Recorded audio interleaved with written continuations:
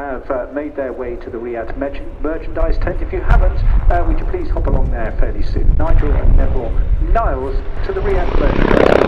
Thank you.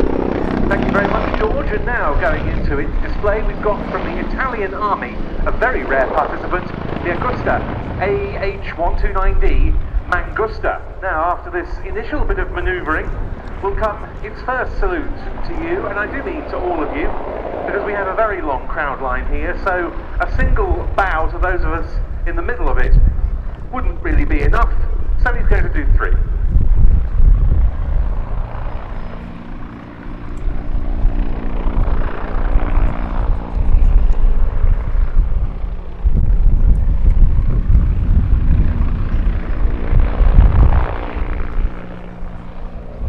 Down to the east. And greetings to those of you down to the west.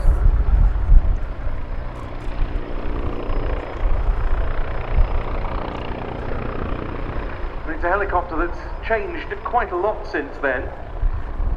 Produced to an Italian Army requirement for an anti-tank, escort and battlefield observation helicopter. That and the design process date back to the 1970s, and in so doing it became the first ever European designed attack helicopter, almost contemporary of the American AH-64 Apache, and well before the Eurocopter Tiger came along. Actually, from certain angles, very, very reminiscent of the silhouette you would expect to see of the AH-64, and also the sound as well. The Spike ER missile. That and the turret being supplied by the Rafael company from Israel. Spike ER, a wire-guide anti-tank missile, carrying prodded rockets or machine guns, but they're not just for weapons carriage, those, are they?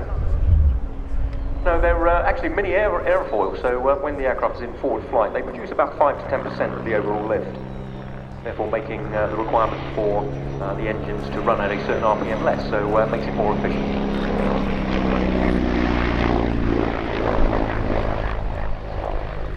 Of course, they've also got a high degree of ballistic protection, as there is throughout the airframe.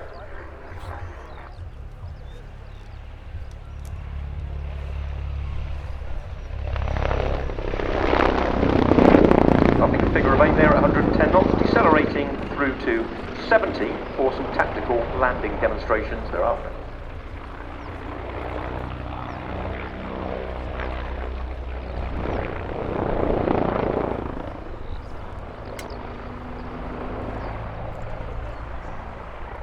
Situational awareness is all important in the heat of a combat theatre, and some accrued weapons data is now displayed on their helmet display, and that crucially allows the crew members to keep their eyes out of the cockpit and have much better awareness of what's going on around them in the battlefield, improving what's known as the man-machine interface.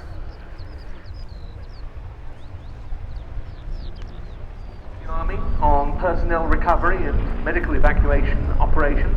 Like quite a lot of attack helicopters, they can also fly air-to-air missions against slower targets, and since the mid-2010s they've been cleared for day and night operations aboard ships, so they fly from the Italian Navy's carriers on occasion.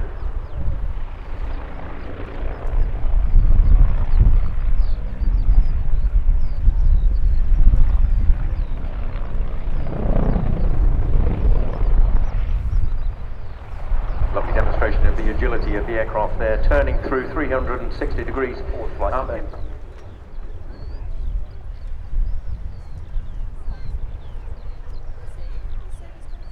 There are 2 regiments of the Italian Army that fly the Mangusta. This comes from the 5th Reggimento Aviazione della Delizia, northeast of Venice.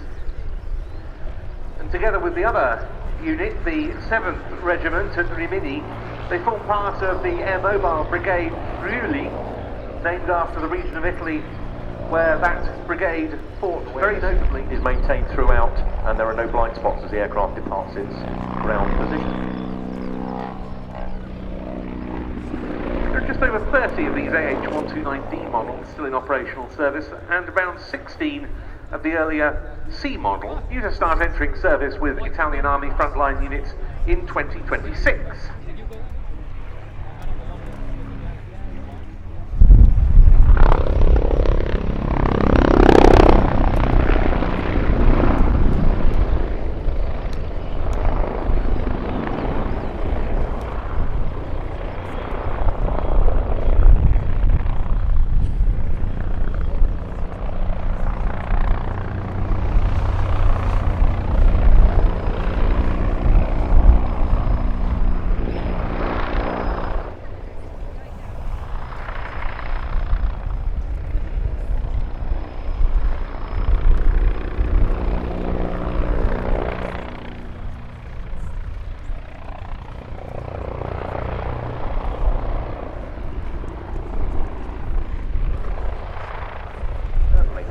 No, and I think a wave is being offered from the front cockpit.